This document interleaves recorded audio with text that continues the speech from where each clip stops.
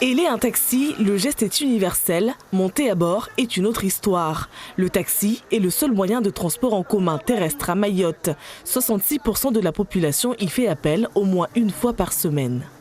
Moi, je prends le taxi parce que j'ai pas de voiture. Et donc j'habite sur Petite Terre, donc sur Petite Terre, j'ai pas besoin d'une voiture. Mais là, je suis en formation à Ouangani et j'ai besoin d'aller à Ouangani, donc j'attends le taxi. Ils sont populaires et uniques à bien des aspects. Le taxi mahorais est collectif. Il transporte plusieurs passagers dont les destinations sont plus ou moins proches. Il y a les taxis urbains. Ils circulent principalement à Mamoudzou, le chef-lieu, et les taxis interurbains, appelés communément taxi-brousse, qui desservent les zones rurales. Le taxi ne fonctionne pas avec un compteur eurokilométrique. Les tarifs sont fixés par arrêté préfectoral et varient en fonction de plusieurs critères. Les jours fériés, le dimanche et la nuit, la course est plus chère. En zone urbaine, le prix standard est à 1,40 €. Pour le reste de l'île, le tarif varie entre 2,20 € et 8,50 €, bien loin des prix hexagonaux. L'abattoir. La barge vient d'accoster. C'est le moment ou jamais de faire le plein. Chaque client sera déposé exactement où il le souhaite. Tous les jours, je me lève pour pouvoir aller rendre service, même si c'est un service payant, mais c'est un service quand même pour se déplacer les gens, pour aller vers un point quelconque. Il y a des jours que ça marche, il y a des jours que ça ne marche pas. Et quand ça marche? Et quand ça marche, tu vas compter à 3 000 € dans le mois. C'est bien comme salaire. Et si ça ne marche pas, on compte à 2 000 à 2 500. Ça va. Mais il y a des impôts à payer, il y a des trucs à payer, tout ça à gauche à droite. Taxi, c'est pas cher. La profession possède des avantages et de nombreuses spécificités. La scène est récurrente, dangereuse et agaçante pour les autres automobilistes, mais ces arrêts brutaux auraient une explication. Il n'y a pas un endroit pour prendre les passagers. C'est un autre problème. Là où on s'arrête, on nous verbalise. Depuis Kahani jusqu'à Chikouni, il n'y a pas un endroit pour prendre nos passagers. Dès qu'on s'arrête, les flics sont derrière, prennent nos numéros, et puis le PV vient après avec des retraits de points. Moi-même, on m'a déjà enlevé 6 points. À l'unanimité, les taximens que nous avons rencontrés estiment que la profession souffre de plusieurs maux. Nous qui allons dans le nord, on n'a pas d'arrêt spécifique pour récupérer nos passagers. En plus, les mototaxis s'arrêtent de façon anarchique. Il faut faire preuve de beaucoup de lucidité, parce que par moments, on tombe sur des clients qui nous parlent mal. Et là, tu dois vraiment essayer de garder ton calme. Aux heures creuses comme aux heures de pointe, les routes sont saturées. Circuler devient infernal. Il faut donc de la patience, beaucoup de patience, que la plupart des taximens n'ont pas. Certaines destinations sont sacrifiées. Les embouteillages, ça commence à 15 h. Si on commence depuis 15 h pour aller à Passamenti jusqu'à 17 h, on va faire combien de tours? On va faire 2 tours. Alors donc, des fois, oui, c'est vrai, on refuse d'aller à Passamenti. Ouais, je comprends bien les passagers qui prennent les taxis Mabawa.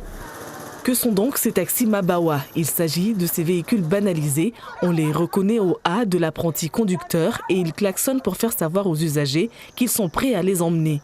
Ces taxis clandestins profitent du marché abandonné par les taxis officiels. Les taxis Mabawa, une alternative très sollicitée, de jour comme de nuit.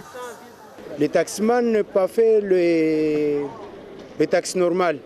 C'est le taxi Mabawa qui a fait tout le temps. Donc vous êtes en train de dire que vous préférez prendre les taxis Mabawa, les taxis clandestins? Oui, c'est le taxi normal parce que le taxi normal n'a pas fait le travail. Durant notre tournage, nous assistons à cette scène inédite.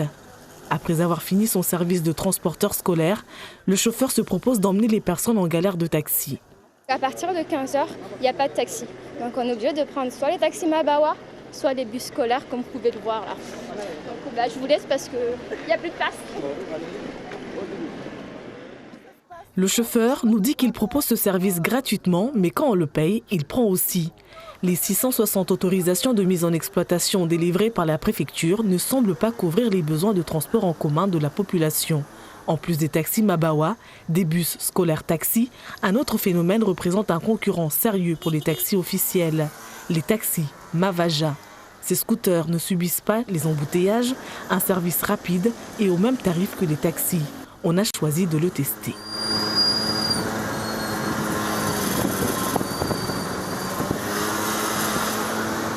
Le tour de Kawéni en 5 minutes. En voiture, il faut compter 3 quarts d'heure.